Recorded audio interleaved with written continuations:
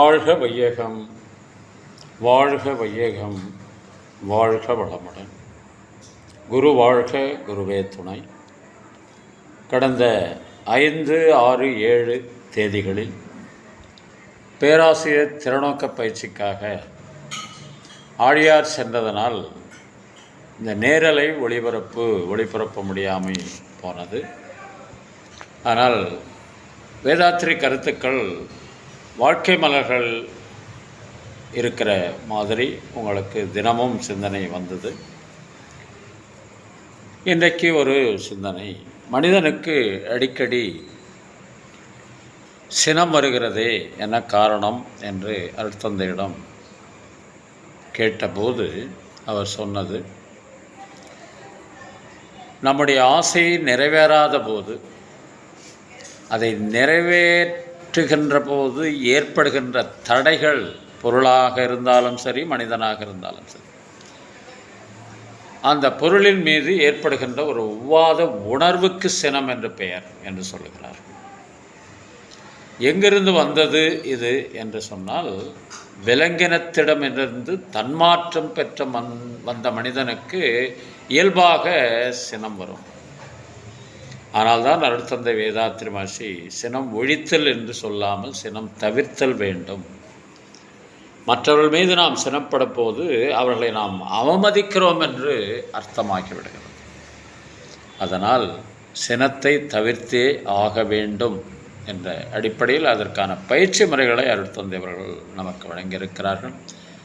அதெல்லாம் ஒவ்வொரு நாளைக்கும் ஒவ்வொரு சிந்தனையாக நாம் சிந்திப்போம் என்று சொல்லி, சினத்தை தவிர்த்தே ஆக வேண்டும், ஒழிக்க முடியாது என்று என்ற அடிப்படையில் இதை அடிப்படையாக வைத்து கவியரசர் கண்ணதாசன் எழுதிய ஒரு கவி,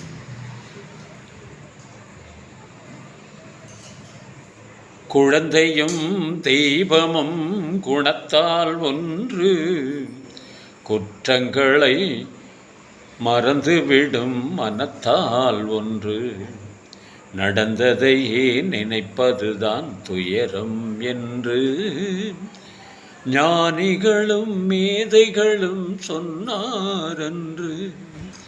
குழந்தையும் தெய்வமும் குணத்தால் ஒன்று, குற்றங்களை மறந்துவிடும் மனத்தால் ஒன்று.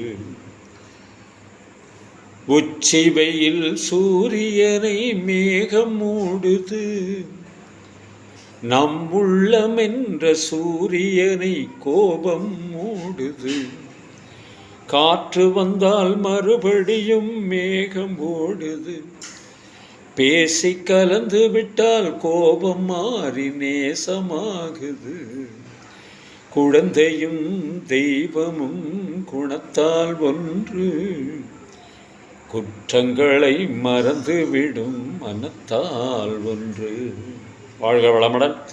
இன்று பிறந்தநாள், திருமண நாள் காணும் அன்பர்கள், நண்பர்கள், மனவளக்கலை உறவுகளுக்கு அருட்தந்தையின் அருட்காப்பு, அருட்பேர் ஆற்றல் இரவும் பகலும் எல்லா நேரங்களிலும் எல்லா இடங்களிலும் எல்லா தொழில்களிலும் உறுதுணையாகவும் பாதுகாப்பாகவும் வழிநடத்துவதாகவும் உங்கள் அனைவருக்கும் அமையுமாக. அருட்பேராற்றல் கருணையினால் உடல் நலம், நீளாயுள், நிறை செல்வம், உயர் புகழ், மெய்ஞானம் ஓங்கி வாழ்க வளமுடன் என்று குரு நினைவோடு வாழ்த்தி மகிழ்கின்றோம்.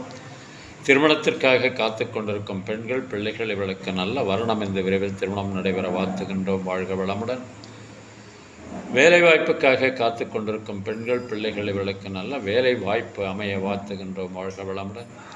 குழந்தை பாக்கியம் இல்லாத தம்பதியினருக்கு விரைவில் குழந்தை பாக்கியம் அமைய வாழ்த்துகின்றோம். வாழ்க வளமுடன்.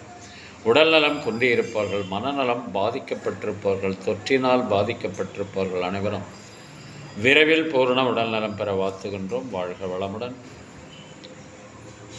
உலக மக்கள் அனைவரும் மனவளக்கலையில் இணைந்து உடல் நலம், உயிர் வளம், மனவளம், நட்பு நலம், ஆன்ம தூய்மை, இறை உணர்வு பெற குருவருளும் திருவருளும் துணை நிற்க வேண்டி வாழ்த்துகின்றோம். வாழ்க வளமுடன்.